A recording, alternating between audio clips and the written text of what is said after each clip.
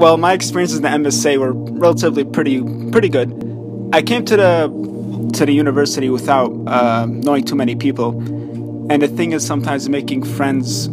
I mean, it's not hard for me at least, but it's just sometimes trying to find people with a similar background is not always too easy, especially when you're trying to like make a connection. I came to the MSA with a lot of my not a lot of my friends. They were new to me. I met one before I came to William Patterson. That's how he introduced me to the MSA, and with that, I met a lot of other people, and I made really good relations with a lot of people. I made a lot of good friends.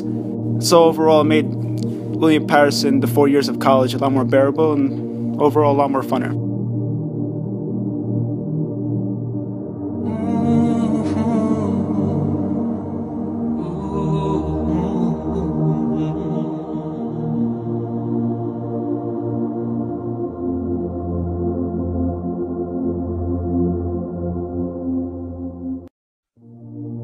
Until I went to William Patterson, I was mostly just relieved to be out of high school.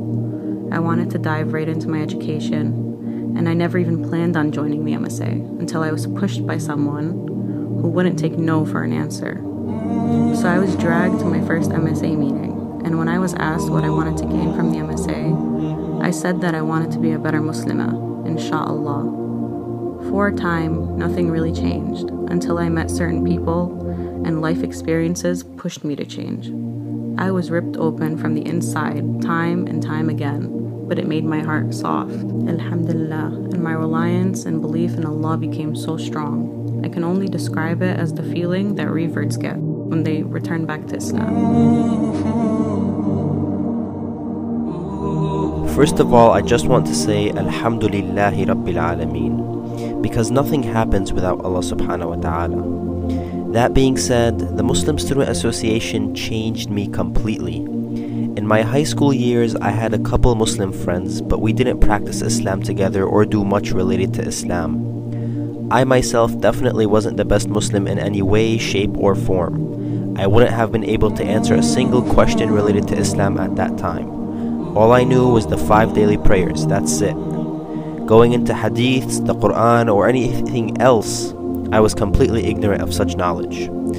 But Alhamdulillahi Rabbil Alameen, that when I came to WPU, a longtime friend of mine told me to come to the MSA. But I was extremely scared because I knew my knowledge, practice, and everything else related to Islam was as weak as it can be, and I didn't feel like I would fit at all in such a club. But Alhamdulillah, this friend of mine actually took me up to the MSA, and going up there for the first time, I didn't say a single word. I was extremely quiet, extremely nervous, and just shy. However, it turned out to be a good experience, Alhamdulillah, because that first semester, I went up there maybe 5 to 10 times altogether. And although I was shy, I saw some of the most amazing people that I have ever seen. Ironically, it wasn't the prayers or anything of that sort that continued to bring me to the MSA, it was actually the members. These people were extremely generous, extremely kind, extremely loving. One after the other, each had their own unique set of qualities. And I knew that the prayers and growth in Islam would come with that if I continued to go up there. Semester after semester, I continued to grow, to become more involved and more talkative, eventually becoming where I am today. As my involvement grew, my Islam in every aspect of the word grew too.